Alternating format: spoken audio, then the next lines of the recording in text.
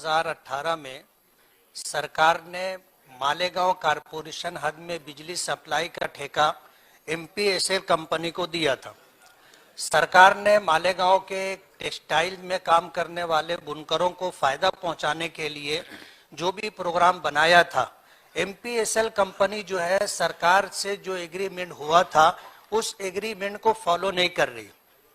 Agreement में एक बात ये थी कि मालेगांव कारपोरेशन की हद में जो बिजली का इंफ्रास्ट्रक्चर है ये 40-45 साल पुराना है, जिसकी वजह से लॉसेस बहुत ज्यादा होते और उस लॉसेस के बेस के ऊपर मालेगांव के लोगों को चोरी का इल्जाम दिया जाता है।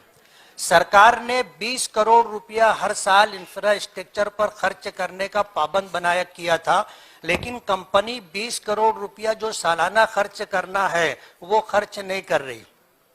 आज 3 साल का टाइम हो चुका है, इंफ्रास्ट्रक्चर दुरुस्त ना करने की वजह से हालात ऐसे हैं कि 3 साल में लोग अपना कारखाना बनाने के लिए जमीन खरीद करके, शेड बना करके, लूम लगा करके करोड़ों रुपया इन्वेस्ट किया है, लेकिन कंपनी उनको 3 फेज का कनेक्शन नहीं दे रही। जिन लोगों ने बैंक से लोन लेकर के ये काम किया है वो लोन में ब्याज भरने के सिलसिले में परेशान है। कंपनी इंफ्रास्ट्रक्चर दुरुस्त नहीं कर रही है, मीटर बार बार बदलने का काम कर रही है और लोगों को हरेसमेंट कर रही है। कंपनी में काम करने के लिए जितने जनसंख्या जितनी होनी चाहिए उन्होंने रखा नहीं है। मीटर से जो है कितना यूनिट यूज हुआ है वो न लेते हुए एवरेज बिल बना करके वो दे रहे। मेरी जानकारी ऐसी है कि 2 महीने से ज्यादा एवरेज बिल नहीं दिया जा सकता, लेकिन ये 6-6, 8-8 महीने का मुसलसल जो है एवरेज बिल दिया जा रहा है और बिल दुरुस्ती के नाम के ऊपर लोगों को 10-10, 20-20 चक्कर लगवाते हैं और बिल दुरुस्त करके देते नहीं हैं।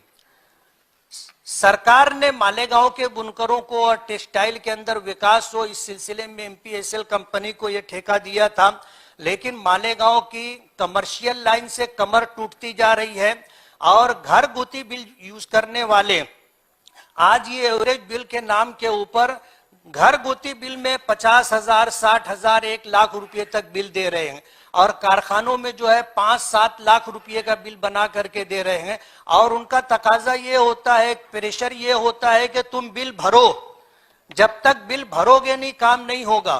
बिल भरवा लेते हैं और काम होता नहीं है। और कभी अगर ये होता है कि भाई आप जो है बिल दुरुस्त करके दे दो, तो महीनों चक्कर लगाने के बाद भी बिल दुरुस्त नहीं होता।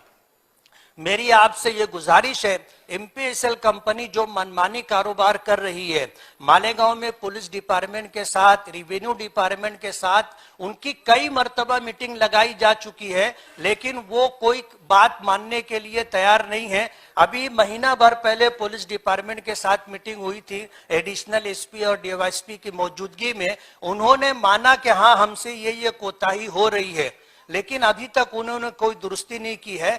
आपसे मेरी ये गुजारिश है कि मालेगांव टेक्सटाइल सिटी है, 67% लोग जो है झोपड़पट्टियों में रहते हैं, कमाते हैं तो खाते हैं।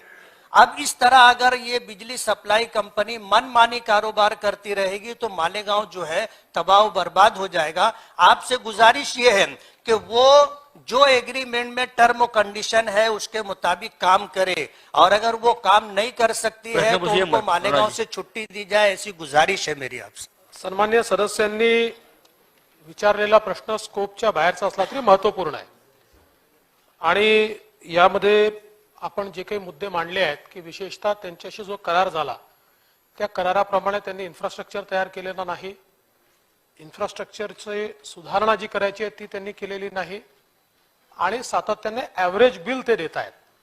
तर या संदर्भातल्या सूचना देण्यात येतील। एकतर ॲव्हरेज बिल हे देताच येत नाही आणि आपण सांगितलं ते एखाद वेळेस अडचण झाली तर एखाद दुसरा महिना ठीक आहे, पण 6-6 महिने ॲव्हरेज बिल देणं हे मान्यच नाहीये।